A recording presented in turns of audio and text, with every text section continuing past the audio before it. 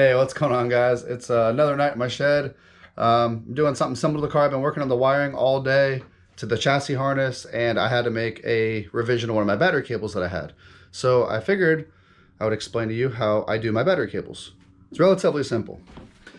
I just recently bought this hydraulic crimper, and I could not recommend it anymore. It's from Amazon. It's like $40 shipped. It comes with dies from 2-watt gauge all the way up to 12 gauge.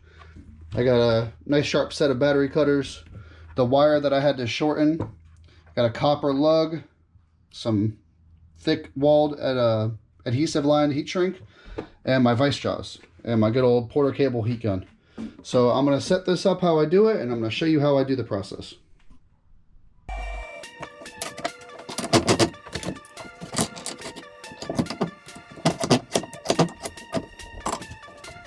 Alright, so now that I have my crimper set up, I use the dies to hold it nice and straight, and I have the crimper here.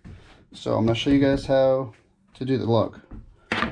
So basically you want to take your hands, you want to figure out the distance to strip the wire back. So right about there where my thumb's at, you're going to take your cutters, you're going to put the cutters right where your thumb's at, and very loosely you're just going to rotate it back and forth and just apply very little pressure on the cutters. And what this is going to do is cut back the insulation. Once you feel it's loose, you slide it back, and just like that, you got the cut insulation. So you want to test to see how the wire is going to fit. Now, that right there, I'm a little unhappy with how much is there, so I'm actually going to cut back just a little bit.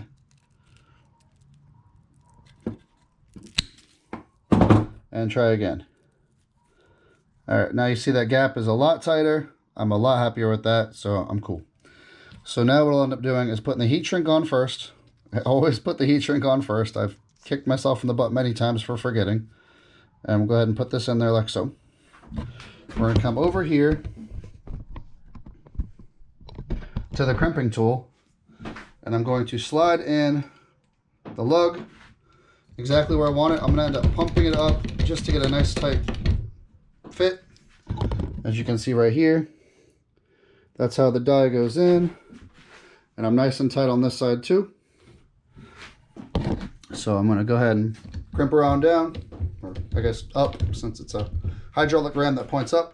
Get a nice strong crimp. Go ahead and release it. And as you can see here, that is a beautiful crimp and a nice tug test, and she ain't going nowhere. So now what you got to do is take the same heat shrink, slide it to the very end, go ahead and turn on your heat gun.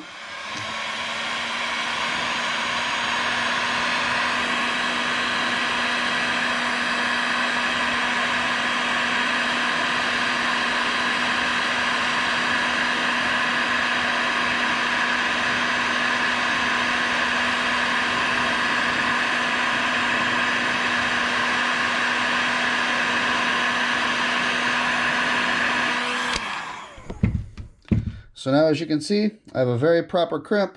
It looks fantastic. That's the other side. So now I have a completed wire. And I did this all by myself with just regular tools I can get at the store, Home Depot, and then Amazon for this guy. Like I said, I could not recommend this guy anymore. It's fantastic for doing this at home, and it's very good and dependable. So just a quick night in the garage and the shed. Just wanted to teach you something today. So hope you guys are building. Hope you guys have a great weekend.